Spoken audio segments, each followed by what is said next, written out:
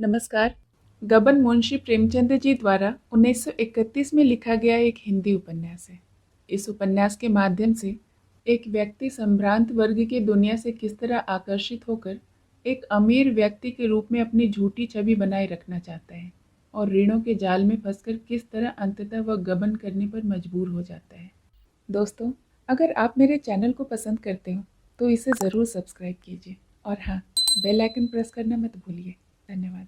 तो आइए सुनते हैं गबन का छठा भाग। थोड़ी देर में आते ही होंगे। आप कुछ देर बैठे तो बड़ा अच्छा हो। आपका स्थान कहाँ है? रमा ने प्रयाग न बताकर काशी बताया। इस पर मुनीम जी का आग्रह और बढ़ा, पर रमा को शंका हो रही थी कि कहीं सेठ जी ने कोई धार्मिक प्रसंग छेड़ दिया तो सारी कलई खुल जाएगी। किसी दूसरे दिन आने का वचन देकर उससे पिंड छुड़ाया। 9 बजे वह वाचनालय से लौटा तो डर रहा था कि कहीं देवी दीन ने कंबल देखकर पूछा कहाँ से लाए तो क्या जवाब दूंगा। कोई बहाना कर दूंगा, कह दूंगा एक पहचान की दुकान से उधार लाया हूँ। देवी दीन ने कंबल देखते ही पूछा, सेठ करोड़ीमल के यहाँ पहुंच गए क्या महाराज? रमा ने पूछा। कौन सेठ करोड़ीमल? अरे वही जिसकी बड़ी लाल कोठी है। रमा कोई बहाना न कर सका, बोला, हाँ मुनीम जी ने पिंड ही न छोड़ा, बड़ा धर्मात्मा जीव है। देवी दीन ने मुस्कुरा कर कहा, बड़ा धर्मात्मा? उसी के थामे तो धरती थमती है, नहीं तो अब तक मिट गई होती थी। रमानाथ, काम तो धर्मात्माओं के ही करता है, मन का हाल ईश्वर जाने। जो सारे दिन पूजा पाठ और दान व्रत में लगा रहे उसे धर्मात्मा नहीं तो और क्या कहा जाए? देवी दिन, उसे पापी कहना चाहिए, महापापी। दया तो उसके पास से भी होकर नहीं निकली है, उसकी जूट की मिल है। मजूरों के साथ जितनी निर्दयता इसकी मिल में होती है और कहीं नहीं होती। आदमियों को हंटरों से पिटवाता है, हंटरों से। चर्बी मिला मिलाकर घी बेचकर इसने लाखों कमा लिए। कोई नौकर 1 मिनट भी देर करे तो तुरंत तलब काट लेता है। अगर साल में 2-4 हजार दान न कर दे तो पाप का धन पचे कैसे? धर्म कर्म वाले ब्राह्मण तो उसके द्वार पर झांकते भी नहीं। तुम्हारे सिवाय वहां कोई पंडित था? रमा ने सिर हिलाया। कोई जाता ही नहीं। हाँ, लोभी लंपट पहुंच जाते हैं। जितने पुजारी देखे सबको पत्थर ही पाया। पत्थर पूछते पूछते इनके दिल भी पत्थर के हो गए। इसके 3 तो बड़े बड़े धर्मशाले हैं, मुदा है पाखंडी। आदमी चाहे और कुछ न करे, मन में दया रखे बस। यही 100 धर्म का एक धर्म है। दिन की रखी हुई रोटियां खाकर जब रमा कंबल ओढ़कर लेटा तो उसे बड़ी ग्लानि होने लगी। रिश्वत में उसने हजारों रुपए मारे थे, पर कभी एक क्षण के लिए भी उसे ग्लानि न आई थी। रिश्वत बुद्धि से, कौशल से, पुरुषार्थ से मिलती है। दान पौरुषहीन, कर्महीन और पाखंडियों का आधार है। वह सोच रहा था, मैं अब इतना दीन हूँ कि भोजन और वस्त्र के लिए मुझे दान लेना पड़ता है। वह देवी दीन के घर 2 महीने से पड़ा हुआ था, पर देवी दीन उसे भिक्षुक नहीं मेहमान समझता था। उसके मन में कभी दान का भाव ही न आया। रमा के मन में ऐसा उद्वेग उठा कि इसी दम थाने में जाकर अपना सारा वृतांत कह सुनाए। यही न होगा कि 2-3 साल की सजा हो जाएगी, फिर तो यूं प्राण सूली पर न टंगे रहेंगे। कहीं डूब ही क्यों न मरूं। इस तरह जीने से क्या फायदा? न घर का हूं न घाट का। दूसरों का भार क्या उठाऊंगा? अपने लिए दूसरों का मुंह ताकता हूँ। इस जीवन से किसका उपकार हो रहा है? धिक्कार है मेरे जीने को। रमा ने निश्चय किया, कल निशंक होकर काम की टोह में निकलूंगा। जो कुछ होना है हो। अभी रमा मुंह हाथ धो ही रहा था कि देवी दिन प्राइमर लेकर आ पहुंचा और बोला, भैया यह तुम्हारी अंग्रेजी बड़ी विकट है। SIR सर होता है तो PIT पिट क्यों हो जाता है? BUT बट है, लेकिन PUT पुट क्यों होता है? तुम्हें भी बड़ी कठिन लगती होगी। रमा ने मुस्कुरा कर कहा, पहले तो कठिन लगती थी पर अब आसान मालूम होती है। देवी दिन, जिस दिन प्राइमर खत्म होगी महावीर जी को 1.25 सेर लड्डू चढ़ाऊंगा। प्राइमर का मतलब है पराई स्त्री मर। मैं कहता हूँ हमारी मर, पराई मरने से हमें क्या सुख? तुम्हारे बाल बच्चे तो है न भैया? रमा ने इस भाव से कहा मानो है पर न होने के बराबर है। कोई चिट्ठी पाती आई थी? न, और न तुमने लिखी। अरे 3 महीने से कोई चिट्ठी नहीं भेजी, घबराते न होंगे लोग। जब तक यहाँ कोई ठिकाना न लग जाए क्या पत्र लिखूं? अरे भले आदमी, इतना तो लिख दो कि मैं कुशल से हूँ। घर से भाग आए थे, उन लोगों को कितनी चिंता होती होगी। माँ बाप तो है ना? हाँ है तो, देवी दिन ने गिड़गिड़ा कर कहा। तो भैया आज ही चिट्ठी लिख डालो, मेरी बात मानो। रमा ने अब तक अपना हाल छिपाया था। उसके मन में कितनी ही बार इच्छा हुई कि देवी दिन से कह दूं, पर बात होठों पर आकर रुक जाती थी। वह देवी दिन के मुंह से आलोचना सुनना चाहता था। वह जानना चाहता था कि यह क्या सलाह देता है। इस समय देवी दिन ने सद्भाव से उसे पराभूत कर दिया था। बोला, मैं घर से भागकर आया हूँ दादा। देवी दिन ने मूंछों में मुस्कुरा कर कहा, यह तो जानता हूँ। क्या बाप से लड़ाई हो गई? नहीं। माँ ने कुछ कहा होगा? यह भी नहीं। तो फिर घरवाली से ठन गई होगी। वह कहती होगी मैं अलग रहूंगी, तुम कहते होगे मैं माँ बाप के साथ रहूंगा, अलग न रहूंगा। या गहने के लिए जिद करती होगी, नाक में दम कर दिया होगा। क्यों? रमा ने लज्जित होकर कहा। कुछ ऐसी बात थी दादा, वह तो गहनों की बहुत इच्छुक न थी, लेकिन पा जाती थी तो प्रसन्न हो जाती थी, और मैं प्रेम की तरंग में आगा पीछा कुछ न सोचता था। देवी दिन के मुंह से मानो आप ही आप निकल आया। सरकारी रकम तो नहीं उड़ा दी? रमा को रोमांच हो आया, छाती धक से हो गई। वह सरकारी रकम की बात उससे छिपाना चाहता था। देवी दीन के इस प्रश्न ने मानो उस पर छापा मार दिया। वह कुशल सैनिक की भांति अपनी सेना को घाटियों से, जासूसों की आंखों से बचाकर निकाल ले जाना चाहता था, पर इस छापे ने उसकी सेना को अस्त व्यस्त कर दिया। उसके चेहरे का रंग उड़ गया। वह एकाएक कुछ निश्चय न कर सका कि इसका क्या जवाब दूं। देवी दीन ने उसके मन के भाव को भांप कर कहा, प्रेम बड़ा बेढब होता है भैया, बड़े बड़े चूक जाते हैं। तुम तो अभी लड़के हो, गबन के हजारों मुकदमे हर साल होते हैं। तहकीकात की जाए तो सबका कारण एक ही होगा, गहना। 10-20 वारदात तो आंखों से देख चुका हूँ। यह रोग ही ऐसा है। औरत मुंह से तो यही कहे जाती है कि यह क्यों लाए, वह क्यों लाए, रुपये कहाँ से आवेंगे, लेकिन उसका मन आनंद से नाचने लगता है। यही एक डाक बाबू रहते थे, बेचारे ने छुरी से गला काट लिया। एक दूसरे मियाँ साहब को मैं जानता हूँ जिनको 5 साल की सजा हो गई, जेल में मर गए। एक तीसरे पंडित जी को भी जानता हूँ जिन्होंने अफीम खाकर जान दे दी। बुरा रोग है, दूसरों को क्या कहूँ। मैं ही 3 साल की सजा काट चुका हूँ। जवानी की बात है, जब इस बुढ़िया पर यौवन था, ताकती थी कि मानो कलेजे पर तीर चला देती। मैं डाकिया था, मनी ऑर्डर का तकसीम दिया करता था। या कानों के झुमकों के लिए जान खाती रहती थी, कहती थी सोने की ही लूंगी। इसका बाप चौधरी था, मेवे की दुकान थी, मिजाज बढ़ा हुआ था। मुझ पर प्रेम का नशा छाया हुआ था। अपनी आमदनी की डींगे मारता रहता था। कभी फूल के हार लाता था, कभी मिठाई। जमाना अच्छा था, दुकानदारों से जो चीजें मांग लेता मिल जाती थी।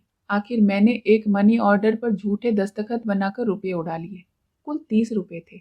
झुमके लाकर इसे दिए। इतनी खुश हुई कि न पूछो। लेकिन एक ही महीने में चोरी पकड़ ली गई।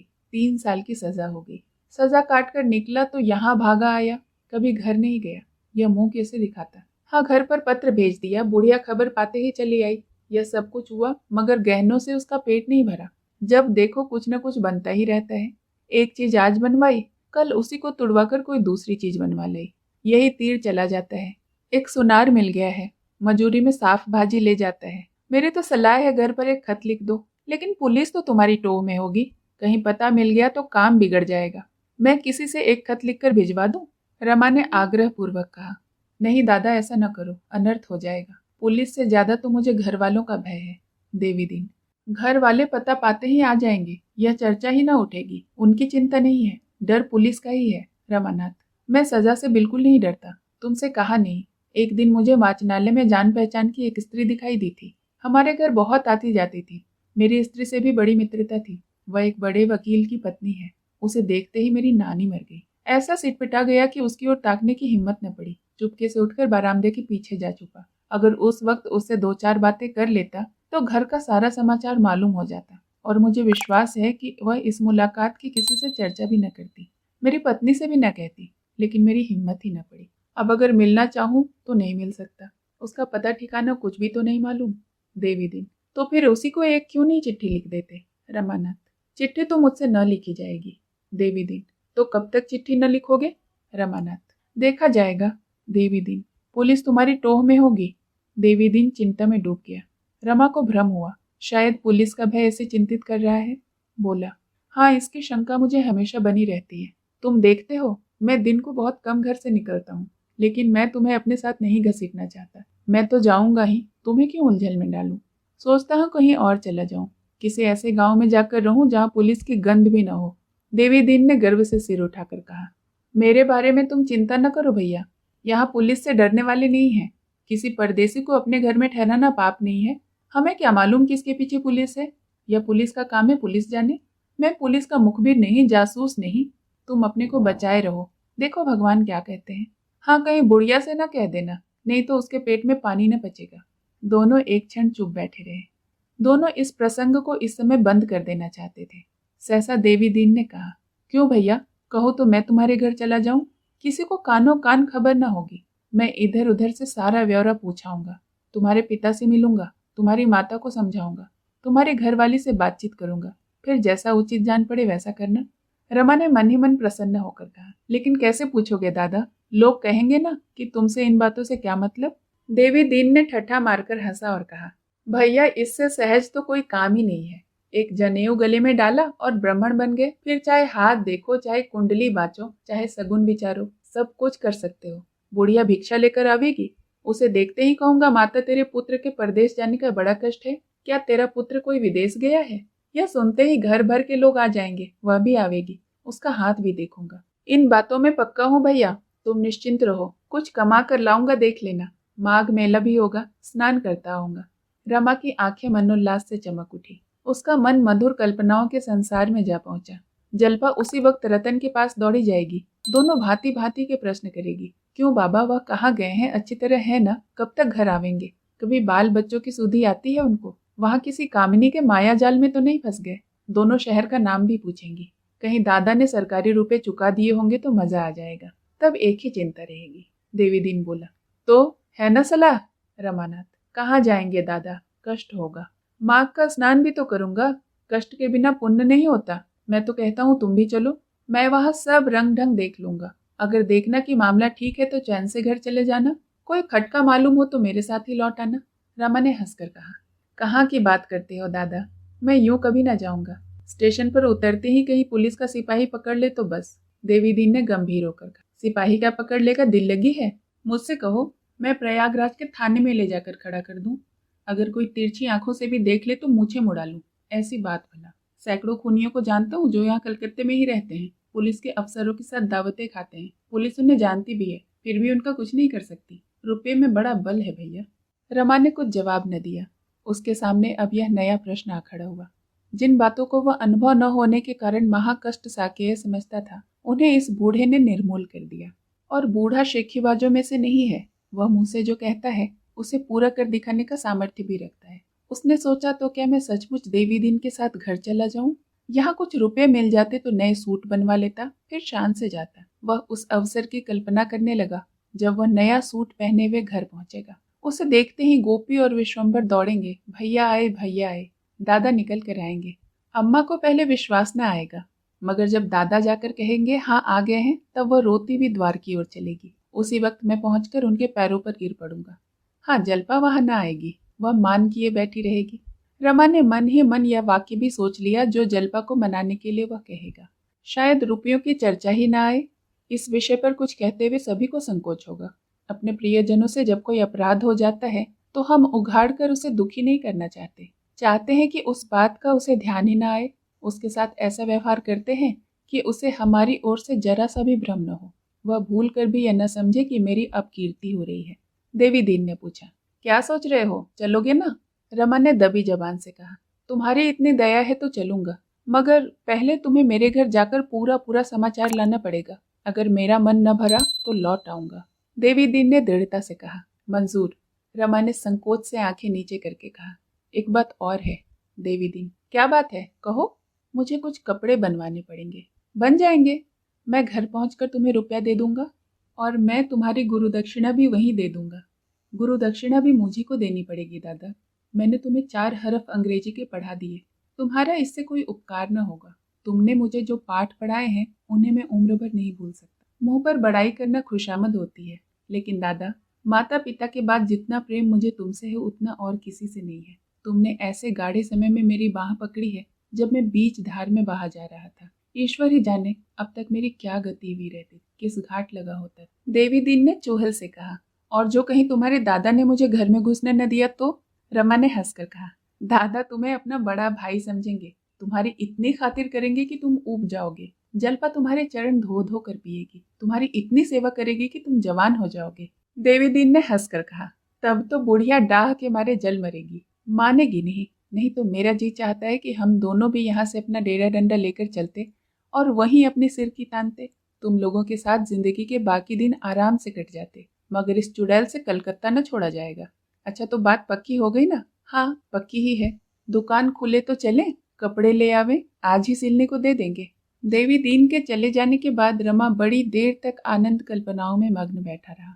जिन भावनाओं को उसने कभी मन में आश्रय न दिया था, जिनकी गहराई और विस्तार और उद्वेग से वह इतना भयभीत था कि उनमें फिसलकर डूब जाने के भय से चंचल मन को उधर भटकने भी न देता था। उसी अथाह और अछोर कल्पना सागर में वह आज स्वच्छंद रूप से क्रीड़ा करने लगा।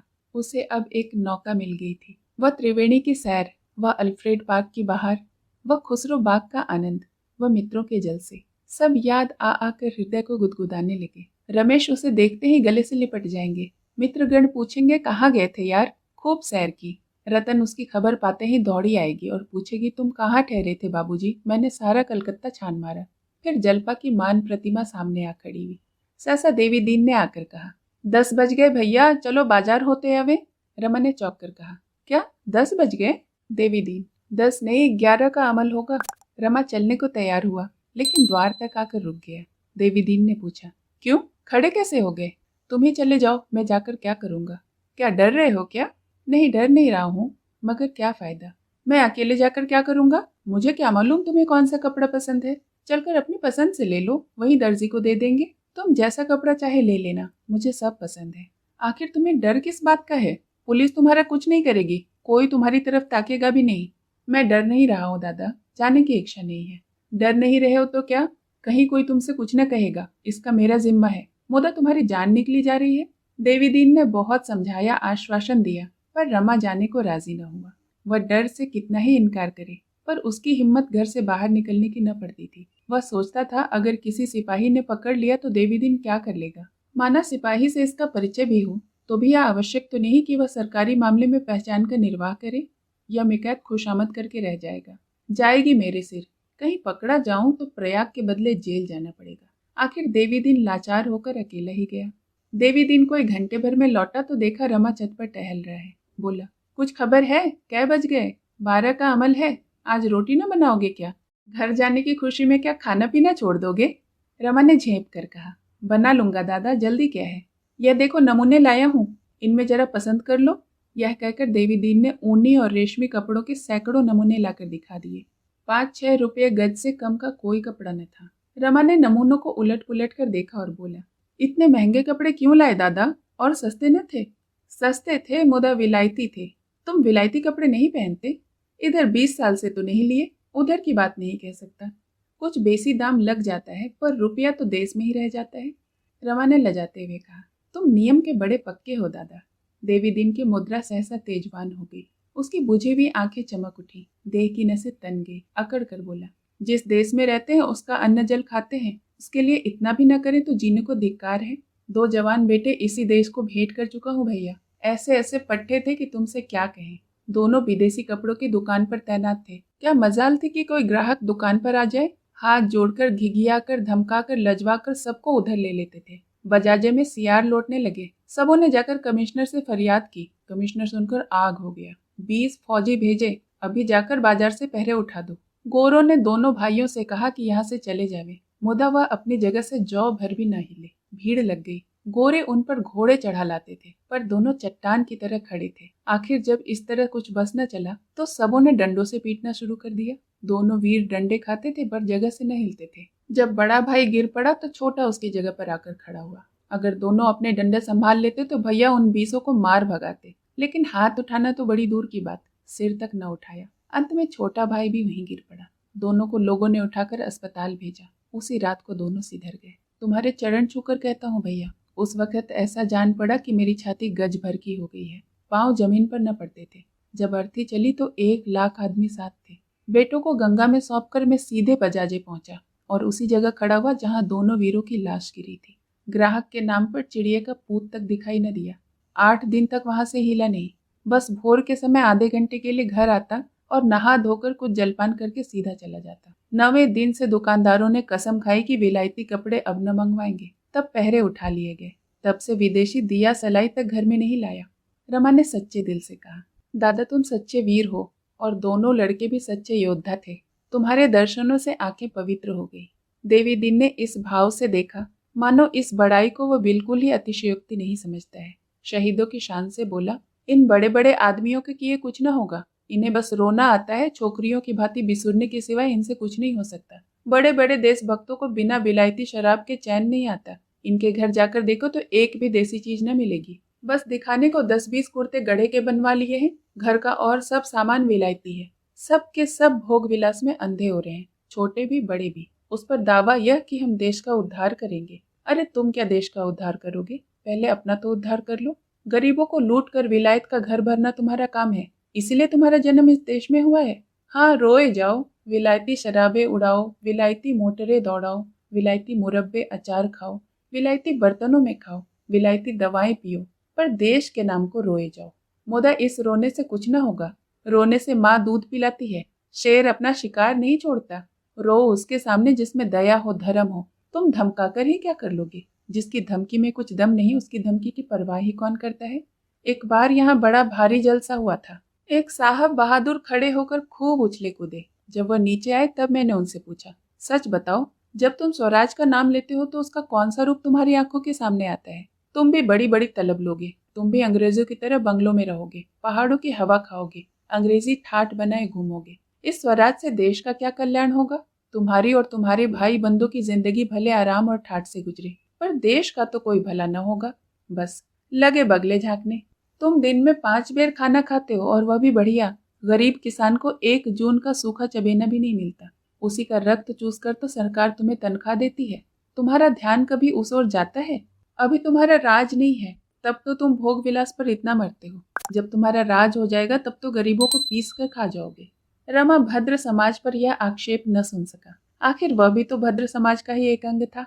बोला, यह बात तो नहीं है दादा कि पढ़े लिखे लोग किसानों का ध्यान नहीं करते। उनमें से कितने ही खुद भी किसान थे या हैं भी। उन्हें अगर विश्वास हो जाए कि हमारे कष्ट उठाने से किसानों का उपकार होगा और जो बचत होगी वह किसानों के लिए खर्च की जाएगी, तो वह खुशी से कम वेतन पर काम करेंगे। लेकिन जब हम देखते हैं कि दूसरे बचत को हड़प जाते हैं, तो सोचते हैं कि अगर दूसरों को ही खाना है तो हम ही क्यों न खाएं। देवी दीन, तो स्वराज मिलने पर 10-10, 5-5 हजार के अफसर नहीं रहेंगे, वकीलों की लूट नहीं रहेगी, पुलिस की लूट बंद हो जाएगी। रमा एक क्षण के लिए सिटपटा गया। इस विषय में उसने कभी खुद भी विचार न किया था, मगर तुरंत ही उसे जवाब सूझ गया। बोला, दादा तब तो सभी काम बहुमत से होगा। अगर बहुमत कहेगा कि कर्मचारियों के वेतन घटा दिए जाएं तो घट जाएंगे। देहातों के संगठन के लिए भी बहुमत जितने रुपए मांगेगा मिल जाएंगे। पूंजी बहुमत के हाथ में रहेगी। अभी 10-5 बरस चाहे न हो, लेकिन आगे चलकर बहुमत किसानों और मजदूरों का हो ही जाएगा। देवी दीन ने मुस्कुरा कर कहा, भैया तुम भी इन बातों को समझते हो, यही मैंने सोचा था। भगवान करे कुछ दिन और जीऊं। मेरा पहला सवाल यह होगा कि विलायती चीजों पर दुगुना महसूल लगाया जाए और मोटरों पर चौगुना। अच्छा, भोजन बनाओ, सांझ को चलकर कपड़े दर्जी को दे देंगे, मैं भी जब तक खा लूंगा। शाम को देवी दीन ने आकर कहा, चलो भैया अब तो अंधेरा हो गया। रमानाथ सिर पर हाथ धरे बैठा हुआ था, मुख पर उदासी छाई हुई थी। बोला, दादा मैं घर न जाऊंगा। देवी दीन ने चकित होकर कहा, क्यों, क्या बात हो गई? रमा की आंखें सजल हो गई। बोला, कौन सा मुंह लेकर जाऊं दादा, मुझे तो डूब मरना चाहिए था। यह कहते कहते वह खुलकर रो पड़ा। वह वेदना जो अब तक मूर्छित पड़ी थी, शीतल जल के छींटे पाकर सचेत हो गई, और उसके क्रंदन ने रमा के सारे अस्तित्व को जैसे छेद डाला। इसी क्रंदन के भय से वह उसे छेड़ता न था, उसे सचेत करने की चेष्टा न करता था। संयत विस्मृति से उसे अचेत ही रखना चाहता था, मानो कोई दुखियारी माता अपने बालक को इसलिए जगाते डरती हो कि वह तुरंत खाना मांगने लगे। कई दिनों बाद एक दिन कोई 8 बजे रमा पुस्तकालय से लौट रहा था कि मार्ग में उसे कई युवक शतरंज के किसी नक्शे की बात करते हुए मिले। यह नक्शा वहां के एक हिंदी दैनिक पत्र में छपा था और उसे हल करने वाले को 50 रुपए इनाम देने का वचन किया गया था। नक्शा असाकेय सा जान पड़ा। कम से कम इन युवकों की बातचीत से तो ऐसा ही मालूम होता था। यह भी मालूम हुआ कि वहां के और भी कितने ही शतरंजबाजों ने उसे हल करने के लिए पूरा जोर लगाया, पर कुछ पेश न की गई। अब रमा को याद आया कि पुस्तकालय में एक पत्र पर बहुत से आदमी झुके हुए थे और उस नक्शे की नकल कर रहे थे। जो आता था 2-4 मिनट तक वह पत्र को देख लेता था। अब मालूम हुआ कि यह बात थी। रमा का इनमें से किसी से भी परिचय न था, पर वह यह नक्शा देखने के लिए इतना उत्सुक हो रहा था कि उससे बिना पूछे रहा न गया। बोला, आप लोगों में से किसी के पास वह नक्शा है? युवकों ने एक कंबलपोश आदमी को नक्शे की बात पूछते सुना तो समझा कोई अताई होगा।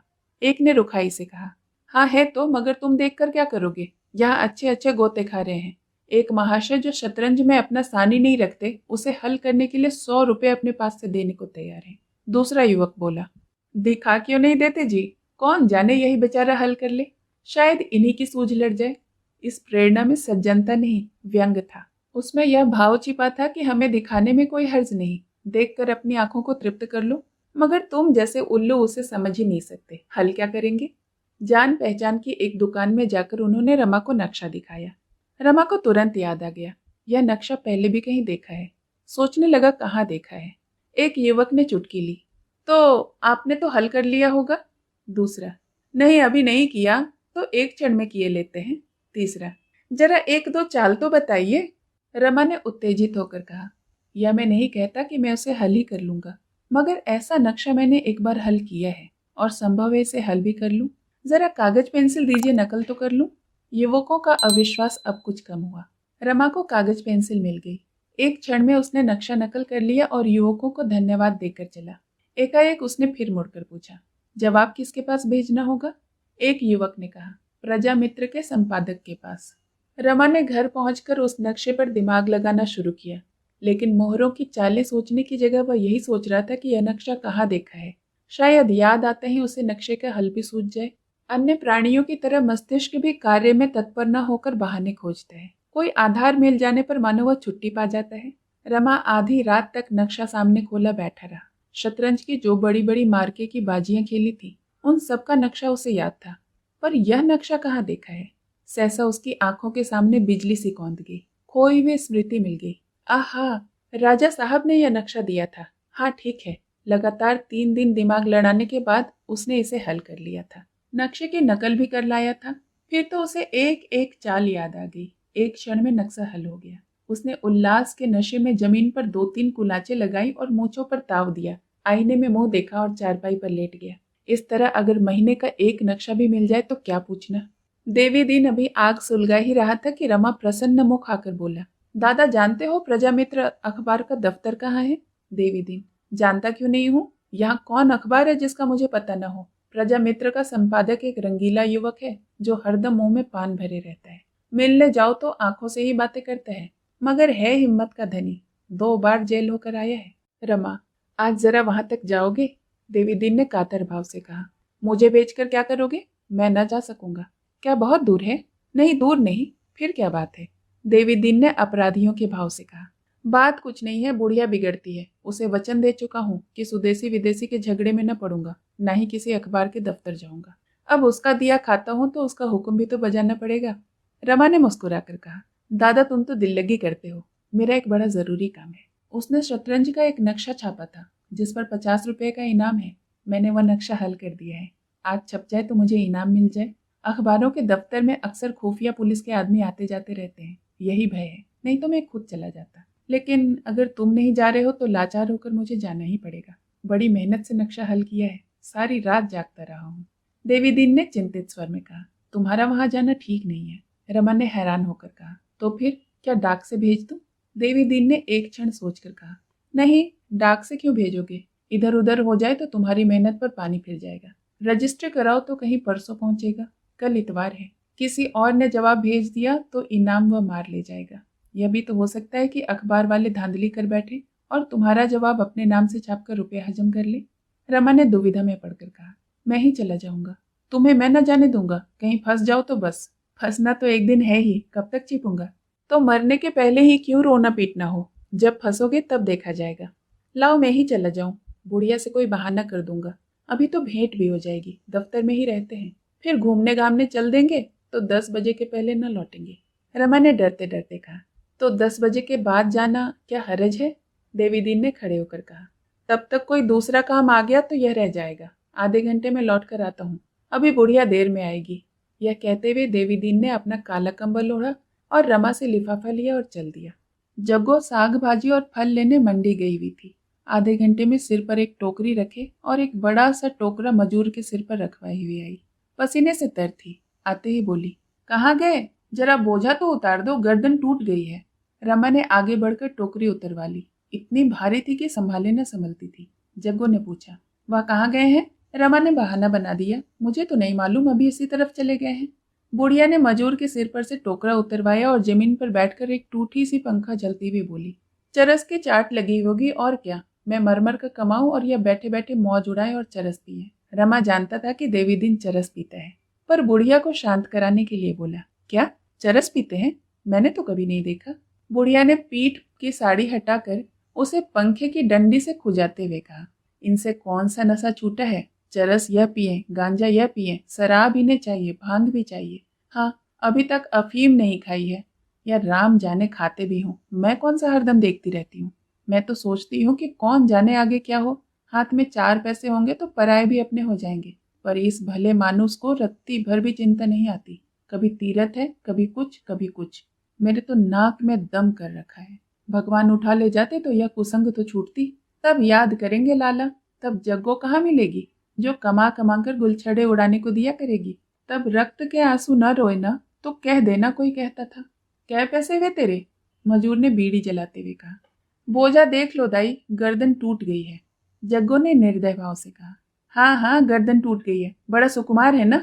यह ले, फिर चला जा। मजूर ने कहा, यह तो बहुत कम है, मेरा तो पेट भी न भरेगा।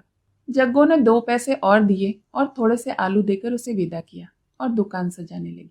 सहसा उसे हिसाब की याद आ गई। रमा से बोली, भैया जरा आज का खर्चा तो टाँक दो, बाजार में जैसे आग लग गई है।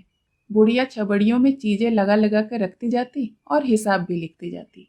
आलू, टमाटर, कद्दू, केले, पालक, सेम, संतरे, गोभी, सब चीजों का तौल उसे दर बदर याद था। इन सब कामों से छुट्टी पाकर उसने अपनी चिलम भरी और मोड़े पर बैठकर पीने लगी। लेकिन उसके अंदाज से मालूम होता था कि वह तंबाकू का रस लेने के लिए नहीं, दिल को जलाने के लिए पी रही है। एक क्षण के बाद बोली, दूसरी औरत होती ना तो इसके साथ घड़ी भर भी निभा न होता। घड़ी भर पहर रात से चक्की में जुत रही हूँ। 10 बजे रात तक दुकान पर बैठी सती होती रहती हूँ। खाते पीते 12 बज जाते हैं, तब जाकर 4 पैसे दिखाई देते हैं, और जो कुछ कमाती हूँ यह सब नशे में बर्बाद कर देता है। 7 कोठरी में छिपा कर रखो तब भी इसकी निगाह पहुंच ही जाती है, निकाल लेता है। कभी कभी एक आध चीज बस बनवा लेती हूँ तो आंखों में गड़ने लगती है, तानों से छेदने लगता है। भाग में लड़कों का सुख भोगना नहीं बदा था, तो क्या करूं? छाती फाड़ के मर जाऊं? मांगे से मौत भी तो नहीं मिलती। सुख भोगना लिखा होता तो जवान बेटे चल देते, और इस पियक्कड़ के हाथों मेरी यह दुर्दशा होती। इसी ने स्वदेशी के चक्कर में पड़कर मेरे लालू की जान ली है। आओ इस कोठरी में भैया, तुम्हें मुकद्दर की जोड़ी दिखाऊं। दोनों इस जोड़ी से 500-500 हाथ उधरते थे। अंधेरी कोठरी में जाकर रमा ने मुकद्दर की जोड़ी देखी। उस पर वार्निश थी, साफ सुथरी, मानो अभी अभी किसी ने उठाकर रख दिया हो। बुढ़िया ने सगर्भ नेत्रों से देखकर कहा, लोग कहते थे यह जोड़ी महाब्रह्मण को दे दे, तुझे देख देख कर दुख होगा। मैंने कहा, यह जोड़ी मेरे लालों की जुफल जोड़ी है, यही मेरे दोनों लाल हैं। बुढ़िया के प्रति आज रमा के हृदय में असीम श्रद्धा उजागृत हुई। कितना पावन धैर्य है, कितना विशाल वात्सल्य, जिसने लकड़ी के 2 टुकड़ों को जीवन प्रदान कर दिया है। रमा ने जग्गो को माया और लोभ में डूबी हुई, पैसे पर जान देने वाली, कोमल भावों से सर्वथा विहीन समझ रखा था। आज उसे विदित हुआ कि उसका हृदय कितना स्नेहमय, कितना कोमल, कितना मनस्वी है। बुढ़िया ने उसके मुंह की ओर देखा तो न जाने क्यों उसका मातृ हृदय उसे गले से लगाने के लिए अधीर हो उठा। दोनों के हृदय प्रेम सूत्र में बंध गए। एक और पुत्र स्नेह था, दूसरी ओर मातृभक्ति। वह मालिन्य जो अब तक गुप्त भाव से दोनों को पृथक किए हुए था, आज एकाएक दूर हो गया। बुढ़िया ने कहा, हाथ मुंह धो लिया है ना बेटा? बड़े मीठे संतरे लाई हूँ, एक चक्कर तो देखो। रमा ने संतरा खाते हुए कहा, आज से मैं तुम्हें अम्मा कहूंगा। बुढ़िया के शुष्क, ज्योतिहीन, ठंडे कृपण नजरों से मोती के 2 बिंदु निकल पड़े। इतने में देवी दिन दबे पांव आकर खड़ा हो गया। बुढ़िया ने तड़प कर पूछा, यह इतने सवेरे किधर की सवारी थी सरकार की? देवी ने सरलता से मुस्कुरा कर कहा, कहीं नहीं, जरा एक काम से चला गया था। क्या काम था, जरा मैं भी तो सुनूं, या मेरे सुनने लायक नहीं है? पेट में दर्द था, जरा वैद्य जी के पास चूरन लेने गया था। झूठे हो तुम, चरस की टोह में गए थे तुम। नहीं, तेरे चरण छूकर कहता हूँ, तू मुझे झूठ मूठ बदनाम करती है। तो फिर कहाँ गए थे? बता तो दिया, रात को 2 कौर ज्यादा खा गया था, सो पेट फूल गया था। झूठ, बिल्कुल झूठ। तुम चाहे झूठ बोलो, तुम्हारा मुंह साफ कह देता है, यह बहाना है। चरस, गांजा, इसी टोह में गए थे तुम, मैं एक न मानूंगी। तुम्हें इस बुढ़ापे में नशे की सोचती है? यहाँ मेरी मरन हुए जाती है। सवेरे के गए गए 9 बजे लौटे हो, जाने यहाँ कोई इनकी लौंडी बैठी हुई है। देवी दीन ने एक झाड़ू लेकर दुकान में झाड़ू लगाना शुरू किया, पर बुढ़िया ने उसके हाथ से झाड़ू छीन लिया और पूछा, तुम कहाँ थे? जब तक यह न बताओगे भीतर न घुसने दूंगी। देवीदास ने सिर पिटाकर कहा, क्या करोगी पूछकर? एक अखबार के दफ्तर में गया था, जो चाहे कर लो। बुढ़िया ने माथा टोक कर कहा, तुमने फिर वही लत पकड़ी? तुमने कान पकड़ा था ना कि अब कभी अखबार के नजदीक न जाऊंगा। बोलो, यही मुंह था या कोई और? तो बात तो समझती नहीं, बस बिगड़ने लगती है। खूब समझती हूँ, अखबार वाले दंगा मचाते हैं और गरीबों को जेल ले जाते हैं। आज 20 साल से यही देख रही हूँ। वहां जो आता जाता है पकड़ लिया जाता है। तलाशी तो आए दिन हुआ करती है। क्या बुढ़ापे में जेल की रोटियां तोड़ोगे? देवी दीन ने लिफाफा रमानाथ को देकर कहा, यह रुपए हैं भैया, गिन लो। देख, यह रुपए वसूल करने गया था। जी न मानता हो तो आधे ले ले। बुढ़िया ने आंखें गड़ाकर कहा, अच्छा, तो तुम अपने साथ इस बेचारे को भी डुबोना चाहते हो? तुम्हारे रुपए में आग लगा दूंगी। तुम रुपए मत लेना भैया, जान से हाथ धोओगे। अब सेंत मेत आदमी नहीं मिलते तो सब लालच दिखाकर लोगों को फंसाते हैं। बाजार में पहरा दिलवाएंगे, अदालत में गवाही करवाएंगे। फेंक दो रुपये को, जितने रुपए चाहो मुझसे ले लो। जब रमानाथ ने सारा वृतांत कहा तब जाके बुढ़िया का चित्त शांत हुआ। तनी हुई भवें ढीली पड़ गई, कठोर मुद्रा नर्म हो गई। मेघ पट को हटाकर नीला आकाश हंस पड़ा। विनोद करके बोली, इसमें से मेरे लिए क्या लाओगे बेटा? रमा ने लिफाफा उसके सामने रखकर कहा, सभी तो तुम्हारे हैं अम्मा, मैं रुपया लेकर क्या करूंगा? घर क्यों नहीं भेज देते? इतने दिन हो आए, कुछ भेजा नहीं। मेरा घर यही है अम्मा, कोई दूसरा घर नहीं। बुढ़िया का मातृत्व वंचित हृदय गदगद हो उठा। इस मातृभक्ति के लिए कितने दिनों से उसकी आत्मा तड़प रही थी। इस कृपण हृदय में जितना प्रेम संचित हो रहा था, वह सब माता के स्तन में एकत्र होने वाले दूध की भांति बाहर निकलने के लिए आतुर हो गया। उसने नोटों को गिनकर कहा, 50 है बेटा, 50 मुझसे ले लो। चाय का पतीला रखा हुआ है, चाय की दुकान खोल लो। यहीं एक तरफ 4-5 मोड़े और मेज लगा कर रख देना। 2-2 घंटे सांझ सवेरे बैठ जाओगे तो गुजर भर को मिल जाएगा। हमारे जितने ग्राहक आएंगे उनमें से कितने ही चाय भी पी लेंगे। देवी दीन बोला, तब चरस के पैसे मैं इसी दुकान से लिया करूंगा। बुढ़िया ने व्यसित और पुलकित नजरों से देखकर कहा, कौड़ी कौड़ी का हिसाब लूंगी, इस उधेड़ बुन में न रहना। रमा अपने कमरे में गया तो उसका मन बहुत प्रसन्न था। आज उसे कुछ वही आनंद मिल रहा था जो अपने घर में भी कभी न मिला था। घर पर जो स्नेह मिलता था वह उसे मिलना ही चाहिए था। यहाँ जो स्नेह मिला वह मानो आकाश से टपका था। उसने स्नान किया, माथे पर तिलक लगाया और पूजा स्वांग भरने बैठा ही था कि बुढ़िया आकर बोली, तुम्हें रसोई बनाने में बड़ी तकलीफ होती है। मैंने एक ब्राह्मणी ठीक कर दी है, बेचारी गरीब है, तुम्हारा भोजन बना दिया करेगी। उसके हाथ का तो तुम खा लोगे। नेक कर्म से रहती है बेटा, ऐसी कोई बात नहीं है। मुझसे रुपए पैसे उधार ले जाती है, इसी से राजी हो गई है। उन वृद्ध आंखों से प्रगाढ़ अखंड मातृत्व झलक रहा था। कितना विशुद्ध, कितना पवित्र। ऊंच नीच जाति मर्यादा का विचार आप ही आप मिट गया। बोला, जब तुम मेरी माता हो गई तो फिर काहे का छूत छात, मैं तुम्हारी हाथ का खाऊंगा। बुढ़िया ने जीभ दांतों से दबाकर कहा, अरे नहीं बेटा, मैं तुम्हारा धर्म न लूंगी। कहाँ तुम ब्राह्मण और कहाँ हम खटीक, ऐसा कुछ हुआ करता है? मैं तो तुम्हारी ही रसोई खाऊंगा। जब माँ बाप खटीक हैं तो बेटा भी खटीक ही है। जिसकी आत्मा बड़ी हो वही ब्राह्मण। और जो तुम्हारे घर वाले सुने तो क्या कहेंगे? मुझे किसी के कहने सुनने की चिंता नहीं अम्मा। आदमी पाप से नीच होता है, खाने पीने से नीच नहीं होता। प्रेम से जो भोजन मिलता है वह पवित्र होता है, उसे तो देवता भी खाते हैं। बुढ़िया के हृदय में भी जाति गौरव का भाव उदय हुआ। बोली, बेटा खटीक कोई नीच जात नहीं है। हम लोग ब्राह्मण के हाथ का भी नहीं खाते, कहार का पानी तक नहीं पीते, मांस मछली हाथ से छूते तक नहीं। कोई कोई शराब पीते हैं, वो भी मुदा छुप छुप कर। लेकिन मेरी रोटियां तुम्हें अच्छी नहीं लगेंगी। रमा ने मुस्कुरा कर कहा, प्रेम की रोटियां हैं अम्मा, प्रेम की, चाहे गेहूं की हो या बाजरे की, अच्छी ही लगेंगी। बुढ़िया यहाँ से चली तो मानो आंचल में आनंद की निधि भरे हुए हो। जब से रमा चला गया था, रतन को जल्पा के विषय में बड़ी चिंता हो गई थी। वह किसी बहाने से उसकी मदद करते रहना चाहती थी। इसके साथ ही यह भी चाहती थी कि जल्पा किसी तरह से ताड़ने न पाए। अगर कुछ रुपया खर्च करके भी रमा का पता चल सकता तो वह सहर्ष खर्च कर देती। जल्पा की वह रोती हुई आंख देखकर उसका हृदय महसूस उठता था। वह उसे प्रसन्न मुख देखना चाहती थी। अपने अंधेरे रोने घर से उबकर वह जल्पा के घर चली जाया करती थी। वहां घड़ी भर हंस बोल लेने से उसका चित्त प्रसन्न हो जाता था। अब वहां भी वही मनहूसियत छा गई है। यहाँ आकर उसे अनुभव होता था कि मैं भी संसार में हूँ, उस संसार में जहाँ जीवन है, लालसा है, प्रेम है, विनोद है। उसका अपना जीवन तो व्रत की वेदी पर अर्पित हो गया था। वह तन मन से उस व्रत का पालन करती थी। इसमें संदेह नहीं कि नगर के प्रतिष्ठित और संपन्न घरों से रतन का परिचय था, लेकिन जहाँ प्रतिष्ठा थी वहां तकल्लुफ था, दिखावा था, ईर्ष्या थी और निंदा थी। क्लब के संसर्ग से भी उसे अब अरुचि सी हो गई थी। वहां विनोद अवश्य था, क्रीड़ा अवश्य थी, किंतु पुरुषों के आतुर नेत्र भी थे, विकल हृदय भी थे, उन्मत्त शब्द भी थे। जल्पा के घर अगर वह शान न थी, वह दौलत न थी, तो वह दिखावा भी न था, वह ईर्ष्या भी न थी। रमा जवान था, रूपवान था, चाहे रसिक भी हो, पर रतन को अभी तक उसके विषय में संदेह करने का कोई अवसर न मिला था, और जल्पा जैसी सुंदरी के रहते हुए उसकी संभावना भी नहीं थी। एक दिन वह ग्रामोफोन लाई और शाम तक बजाती रही। दूसरे दिन ताजे मेवों की एक कटोरी लाकर रख गई। जब आती तो कोई न कोई सौगात लिए आती थी। अब तक वह जागेश्वरी से बहुत कम मिलती थी, पर अब बहुधा उसके पास भी आकर बैठती और इधर उधर की बातें करती। कभी कभी उसके सिर में तेल डालती और बाल गूंथती। गोपी और विश्वंभर को भी अब उससे स्नेह हो गया था। वकील साहब को भी अब रमा के घर वालों से कुछ आत्मीयता सी हो गई थी। बार बार पूछते रहते, रमा बाबू का कोई खत आया, कुछ पता लगा, उन लोगों को कोई तकलीफ तो नहीं।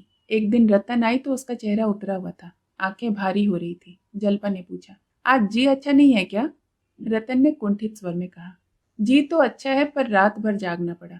रात से उन्हें बड़ा कष्ट है। जाड़ों में उनको दमे का दौरा हो जाता है। कलकत्ता में एक नामी वैद्य है, अब की उन्हीं से इलाज कराने का इरादा है। कल चली जाऊंगी। मुझे ले तो नहीं जाना चाहते, कहते हैं वहां तुम्हें बहुत कष्ट होगा, लेकिन मेरा जी नहीं मानता।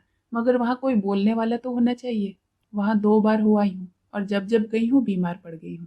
मुझे वहां जरा भी अच्छा नहीं लगता, लेकिन अपने आराम को देखूं या इनको देखूं, कभी कभी ऐसा जी उब जाता है कि कुछ खाने का भी मन नहीं करता।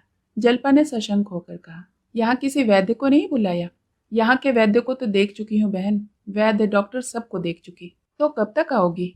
कुछ ठीक नहीं, उनकी बीमारी पर है। 1 सप्ताह में आऊं, महीने 2 महीने लग जाए, क्या ठीक, मगर जब तक बीमारी की जड़ न टूट जाएगी ना आऊंगी। विधि अंतरिक्ष में बैठी हंस रही थी। जल्पा मन ही मन मुस्कुराई कि जिस बीमारी की जड़ जवानी में न टूटी, बुढ़ापे में क्या टूटेगी। लेकिन इस सदीक्षा से सहानुभूति न रखना असंभव था। बोली, ईश्वर चाहेंगे तो वह वहां से जल्दी अच्छे होकर लौटेंगे बहन। तुम भी चलती तो बड़ा आनंद आता। जल्पा ने करुण भाव से कहा, क्या चलूं बहन, जाने भी पाऊं? यहाँ दिन भर यह आशा लगती है कि कोई खबर मिलेगी, और वहां मेरा भी जी घबराया करेगा। मेरा दिल तो कहता है कि बाबूजी कलकत्ते में ही हैं, तो जरा इधर उधर खोजना, अगर कहीं पता मिले तो मुझे तुरंत खबर देना। यह तुम्हारे कहने की बात नहीं है जल्पा, यह मुझे मालूम है। खत तो बराबर भेजती रहोगी ना? हाँ अवश्य, रोज नहीं तो दूसरे दिन जरूर लिखा करूंगी, मगर तुम भी जवाब देना। जल्पा पान बनाने लगी।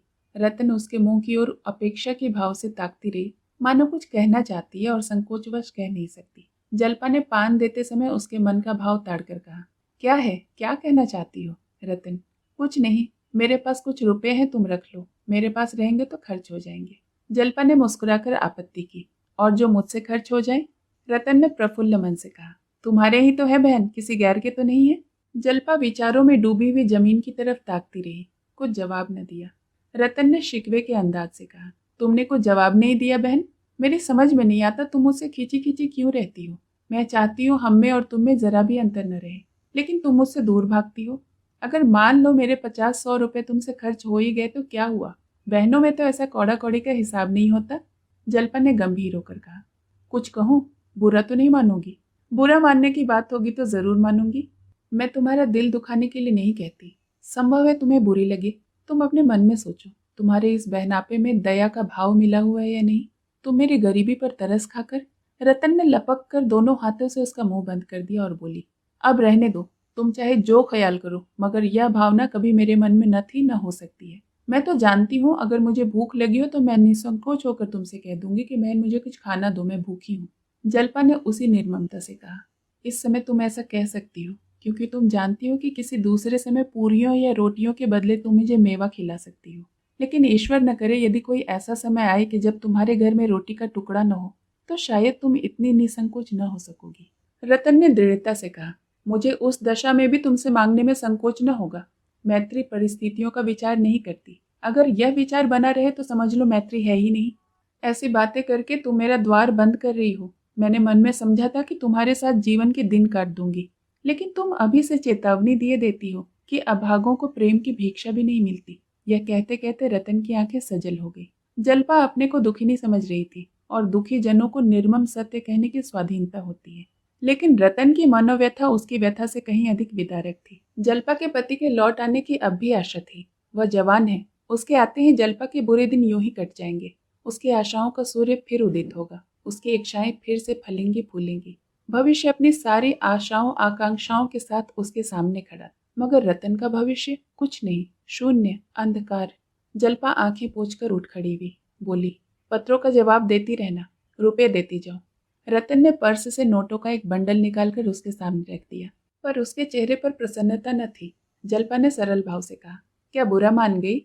रतन ने रूठे हुए शब्दों से कहा, बुरा मानकर क्या कर लूंगी? जल्पा ने उसके गले में बाहें डाल दी। अनुराग से उसका हृदय गदगद हो गया। रतन से उसे इतना प्रेम कभी न हुआ था। अब तक वह उससे खिंचती आई थी, ईर्ष्या करती थी। आज उसे रतन का असली रूप दिखाई दिया। वह सचमुच अभागिनी है और मुझसे बढ़कर। एक क्षण बाद रतन में आंसू भर के और चेहरे पर मुस्कान के साथ विदा हो गई। कलकत्ता में वकील साहब के ठहरने का पहले ही इंतजाम कर लिया गया था। कोई कष्ट न हुआ। रतन ने महाराज और टीमल कहार को साथ ले लिया था। दोनों वकील साहब के पुराने नौकर थे और घर के आदमी जैसे हो गए थे। शहर के बाहर एक बंगला था, उसके 3 कमरे मिल गए थे। इससे ज्यादा जगह की वहां जरूरत भी न थी। हाथे में तरह तरह के फल और फूल लगे हुए थे। स्थान बहुत सुंदर मालूम होता था। पास पड़ोस में और कितने ही बंगले थे। शहर के लोग उधर हवाखोरी के लिए जाया करते थे और हरे होकर लौटते थे। पर रतन को वह जगह फाड़े खाती थी। बीमार के साथ वाले भी बीमारी हो जाते हैं। उदासों के लिए स्वर्ग भी उदास है। बीमारी ने वकील साहब को और भी शिथिल कर दिया था। 2-3 दिन तो उनकी दशा उससे भी खराब रही जैसी प्रयाग में थी। लेकिन दवा शुरू होने के 2-3 दिन बाद ही वह कुछ संभलने लगे। रतन सुबह से आधी रात तक उनके पास ही कुर्सी डाली बैठी रहती। स्नान भोजन तक की सुध न रहती थी। वकील साहब चाहते थे कि वह यहाँ से हट जाए तो दिल खोलकर कराहे। उसे तस्कीन देने के लिए वह अपनी दशा को छिपाने की चेष्टा करते रहते थे। वह पूछती, आज तबीयत कैसी है? तो वह फीकी मुस्कुराहट के साथ कहते, आज तो जी बहुत हल्का मालूम होता है। बेचारे रात भर करवटें बदलते रहते। पर रतन पूछती कि रात को नींद आई? तो कहते, हाँ खूब सोया था। रतन पथ्य का सामान ले जाती तो अरुचि होने पर भी खा लेते। रतन समझती कि यह अब अच्छे हो रहे हैं। कविराज जी से भी वह यही समाचार कहती। वह भी अपने उपचार की सफलता पर प्रसन्न होते। एक दिन वकील साहब ने रतन से कहा, मुझे डर है कि मुझे अच्छा होकर तुम्हारी दवा न करनी पड़े। रतन ने प्रसन्न होकर कहा, इससे बढ़कर क्या बात होगी? मैं तो ईश्वर से मनाती हूँ कि तुम्हारी बीमारी मुझे दे दे। शाम को घूम आया करो ना। अगर बीमार पड़ने की इच्छा हो तो मेरे अच्छे होने पर पड़ जाना। कहाँ जाऊं? मेरा तो कहीं जाने को जी नहीं चाहता। मुझे यही सबसे अच्छा लगता है। वकील साहब को एकाएक रमानाथ का ख्याल आया। बोले, जरा शहर के पार्कों में घूम घाम कर देखो, शायद रमानाथ का पता चल जाए। रतन को अपना वादा याद आ गया। रमा को पा जाने की आनंदमय आशा ने एक क्षण के लिए उसे चंचल कर दिया। कहीं वह पार्क में बैठे मिल जाए तो पूछूं, कहिए बाबूजी, अब कहाँ भाग कर जाइएगा? इस कल्पना से उसकी मुद्रा खिल उठी। बोली, जल्पा से मैंने वादा तो किया था कि पता लगाऊंगा, पर यहाँ आकर भूल गई। वकील साहब ने कहा, आज चली जाओ। आज क्या, शाम को रोज घंटे भर के लिए निकल जाया करो। रतन ने चिंतित होकर कहा, लेकिन चिंता तो लगी रहेगी। वकील साहब ने मुस्कुराकर कहा, मेरी? मैं तो अच्छा हो रहा हूँ। रतन ने संदिग्ध भाव से कहा, अच्छा चली जाऊंगी। रतन को कल से ही वकील साहब के आश्वासन पर कुछ संदेह होने लगा था। उनकी चेष्टा से अच्छे होने का कोई लक्षण उसे दिखाई न देता था। क्यों इनका चेहरा दिन पर दिन पीला पड़ता जा रहा है? इनकी आंखें क्यों हरदम बंद रहती हैं? देह क्यों दिन ब दिन घुलता जा रहा है? महाराज और कहार से वह यह शंका न कह सकती थी। कविराज से पूछते उसे संकोच होता था। अगर कहीं रमा मिल जाए तो उनसे पूछती। वह इतने दिनों से यहाँ है, किसी दूसरे डॉक्टर को दिखाती। इन कविराज जी से उसे कुछ निराशा सी हो चली थी। जब रतन चली गई तो वकील साहब ने टीमल से कहा, मुझे जरा उठाकर बिठा दो टीमल, पड़े पड़े कमर सीधी हो गई है। एक प्याली चाय का पिला दो। कई दिन हो गए चाय की सूरत नहीं देखी है। यह पथ्य मुझे मारे डालता है। दूध देखकर ज्वर चढ़ाता है, पर उनकी खातिर से पी लेता हूँ। मुझे तो इन कविराज की दवा से कोई फायदा नहीं मालूम होता। तुम्हें क्या मालूम होता है? टीमल ने वकील साहब को तकिए के सहारे बैठा कर कहा, बाबूजी सो देख लो। यह तो मैं पहले ही कहने वाला था। सो देख लो। बहू जी के डर के मारे नहीं कहता था। वकील साहब ने कई मिनट चुप रहने के बाद कहा, मैं मौत से नहीं डरता टीमल, बिल्कुल नहीं। मुझे स्वर्ग और नरक पर बिल्कुल विश्वास नहीं है। अगर संस्कारों के अनुसार आदमी को जन्म लेना पड़ता है तो मुझे विश्वास है कि किसी अच्छे घर में मेरा जन्म होगा। फिर भी मरने को जी नहीं चाहता। सोचता हूँ मर गया तो क्या होगा।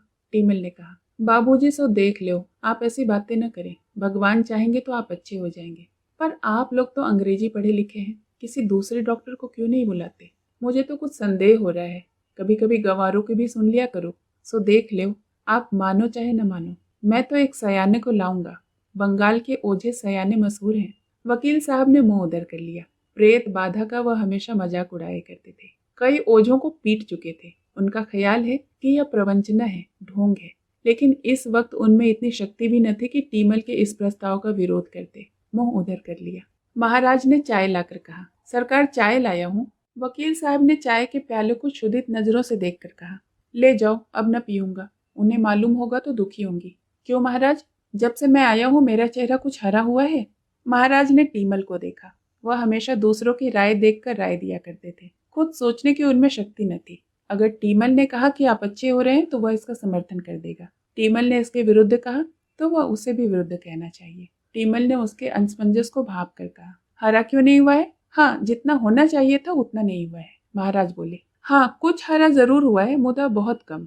वकील साहब ने कुछ जवाब नहीं दिया। 2-4 वाक्य बोलने के बाद वह शिथिल हो जाया करते थे और 10-5 मिनट शांत अचेत पड़े रहते थे। कदाचित उन्हें अपनी दशा का यथार्थ ज्ञान हो चुका था। उनके मुंह पर, बुद्धि पर, मस्तक पर मृत्यु की छाया पड़ने लगी थी। अगर कुछ आशा थी तो इतनी ही कि शायद मन की दुर्बलता से उन्हें अपनी दशा इतनी हीन मालूम होती हो।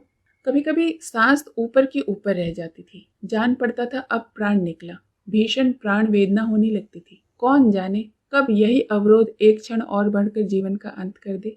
सामने उद्यान में चांदनी हरे रंग की चादर ओढ़े जमीन पर पड़ी सिसक रही थी। फल और पौधे मलिन मुख, सिर झुकाए, आशा और भय से विकल हो होकर मानो उनके वक्ष पर हाथ रखते थे, उसकी शीतल देह को स्पर्श करते और आंसू की 2 बूंदें गिराकर फिर उसी भांति देखने लगते। सहसा वकील साहब ने आंखें खोली। आंखों के दोनों कोनों में आंसू की बूंदें मचल रही थी। क्षीण स्वर में बोले, टीमल, क्या सिद्धू आए थे? फिर इस प्रश्न पर आप ही लज्जित हो मुस्कुराते हुए बोले, मुझे ऐसा मालूम हुआ जैसे सिद्धू आए हों। फिर गहरी सांस लेकर चुप हो गए और आंखें बंद कर ली। सिद्धू उस बेटे का नाम था जो जवान होकर मर गया था। इस समय वकील साहब को बराबर उसकी याद आ रही थी। कभी उसका बालपन सामने आता, कभी उसका मरना आगे दिखाई देता। कितने स्पष्ट, कितने सजीव चित्र थे। उनकी स्मृति कभी इतनी मूर्तिमान, इतनी चित्रमान न थी। कई मिनट के बाद उन्होंने फिर आंखें खोली और इधर उधर खोई हुई आंखों से देखा। उन्हें अभी ऐसा जान पड़ता कि मेरी माता आकर पूछ रही है, बेटा तुम्हारा जी कैसा है? सहसा उन्होंने टीमल से कहा, यहाँ आओ, किसी वकील को बुला लाओ, जल्दी लाओ, नहीं तो वह घूम कर आती होंगी। इतने में मोटर का हॉर्न सुनाई दिया और एक पल में रतन आ गई। वकील को बुलाने की बात उड़ गई। वकील साहब ने प्रसन्न मुख होकर पूछा, कहाँ गई? उसका कुछ पता मिला? रतन ने माथे पर हाथ रखते हुए कहा, कई जगह देखा, कहीं दिखाई न दिए। इतने बड़े शहर में सड़कों पर पता तो जल्दी नहीं चलता। वह भला क्या मिलेंगे? दवा खाने का समय तो आ गया ना? वकील साहब ने जरा दबी हुई जबान में कहा। लाओ खा लूं। रतन ने दवा निकाली और उन्हें उठाकर पिलाई। इस समय वह न जाने क्यों कुछ भयभीत सी हो रही थी। एक अस्पष्ट अज्ञात शंका उसके हृदय को दबाई हुई थी। एकाएक उसने कहा, उन लोगों में से किसी को तार दे दूं? वकील साहब ने प्रश्न की आंखों से देखा। फिर आप ही उसका आशय समझकर बोले, नहीं नहीं, किसी को बुलाने की जरूरत नहीं, मैं अच्छा हो रहा हूँ। फिर एक क्षण के बाद सावधान होने की चेष्टा करके बोली, मैं चाहता हूँ कि अपनी वसीयत लिखवा दूं। जैसे एक शीतल तीव्र बाण रतन के पैर से घुसकर सिर से निकल गया। मानो उसकी देह के सारे बंधन खुल गए, उसके अवयव बिखर गए, उसके मस्तिष्क के सारे परमाणु हवा में उड़ गए। मानो नीचे से धरती निकल गई, ऊपर से आकाश निकल गया और अब वह निराधार, निस्पंद, निर्जीव खड़ी है। अवरुद्ध अश्रुकंपित कंठ से बोली, घर से किसी को बुलाऊं? यहाँ किसी से सलाह ली जाए? कोई भी तो अपना नहीं है। अपनों के लिए इस समय रतन अधीर हो रही थी। कोई भी तो अपना होता जिस पर वह विश्वास कर लेती, जिससे सलाह ले लेती। घर के लोग आ जाते तो दौड़ धूप करके किसी दूसरे डॉक्टर को बुलाते। वह अकेली क्या करे? आखिर भाई बंद किस दिन काम आवेंगे? संकट में ही अपने काम आते हैं। फिर यह क्यों कहते हैं कि किसी को मत बुलाओ? वसीयत की बात फिर उसे याद आ गई। यह विचार इनके मन में क्यों आया? वैद्य जी ने तो कुछ नहीं कहा। क्या होने वाला है भगवान? यह शब्द अपने सारे संसर्गों के साथ उसके हृदय को विदीर्ण करने लगा। चिल्ला चिल्ला कर रोने के लिए उसका मन विकल हो उठा। अपनी माता की याद आई। उसके आंचल में मुंह छिपाकर रोने की आकांक्षा उसके मन में उत्पन्न हुई। उस स्नेह में आंचल में रोकर उसकी बाल आत्मा को कितना संतोष होता, कितनी जल्दी उसकी सारी मनोव्यथा शांत हो जाती थी। आह, क्या आधार भी अब नहीं। महाराज ने आकर कहा, सरकार भोजन तैयार है, थाली परसूं? रतन ने उसकी ओर कठोर नजरों से देखा। वह बिना जवाब की अपेक्षा किए चुपके से चला गया, मगर एक ही क्षण में रतन को महाराज पर दया आ गई। उसने कौन सी बुराई की जो भोजन के लिए पूछने आया? भोजन भी ऐसी कोई चीज है जिसे कोई छोड़ सके? वह रसोई में जाकर महाराज से बोली, तुम लोग खा लो महाराज, मुझे आज भूख नहीं है। महाराज ने आग्रह किया, 2 ही फूल के खा लीजिए सरकार। रतन ठिठक गई। महाराज के आग्रह में कितनी सहृदयता, कितनी संवेदना भरी हुई थी। रतन को एक प्रकार की सांत्वना का अनुभव हुआ। यहाँ कोई अपना नहीं, यह सोचने में उसने बड़ी भूल की थी। महाराज ने अब तक रतन को कठोर स्वामिनी के रूप में देखा था। वही स्वामिनी आज उसके सामने खड़ी मानो सहानुभूति की भिक्षा मांग रही है। उसकी सारी सद्वृत्तियां उमड़ पड़ी। रतन को उसके दुर्बल मुख पर अनुराग का तेज नजर आया। उसने पूछा, क्यों महाराज, बाबूजी को इस कविराज की दवा से कोई लाभ हो रहा है? महाराज ने डरते डरते वही शब्द दोहरा दिए जो आज वकील साहब से कहे थे। लेकिन जितना होना चाहिए उतना नहीं हो रहा। कुछ कुछ तो हो रहा है। रतन ने अविश्वास के अंदाज से देखकर कहा, तुम भी मुझे धोखा देते हो महाराज। महाराज की आंखें डबडबा गई। बोले, भगवान सब अच्छा ही करेंगे बहू जी, घबराने से क्या होगा, अपने बस की तो कोई बात है नहीं। रतन ने पूछा, यहाँ कोई ज्योतिषी मिलेगा? जरा उनसे पूछते, कुछ पूजा पाठ भी करा लेने से अच्छा होता है। महाराज ने तुष्टि के भाव से कहा, यह तो मैं पहले ही कहने वाला था बहू जी, लेकिन बाबूजी का मिजाज तो जानती हो ना, वह इन सब बातों से कितना बिगड़ते हैं। रतन ने दृढ़ता से कहा, सवेरे किसी को जरूर बुला लाना। सरकार चिढ़ेंगे, लेकिन मैं कहती हूँ बुला लाना। यह कहकर वह कमरे में आई और रोशनी के सामने बैठकर जल्पा को पत्र लिखने लगी। बहन, नहीं कह सकती कि क्या होने वाला है। आज मुझे मालूम हुआ कि मैं अब तक मीठे भ्रम में पड़ी हुई थी। बाबूजी अब तक मुझसे अपनी दशा छिपाते रहे हैं, मगर आज यह बात उनके काबू से बाहर हो गई। तुमसे क्या कहूँ, आज वह वसीयत लिखने की चर्चा कर रहे थे। मैंने ही टाला। दिल घबरा रहा है।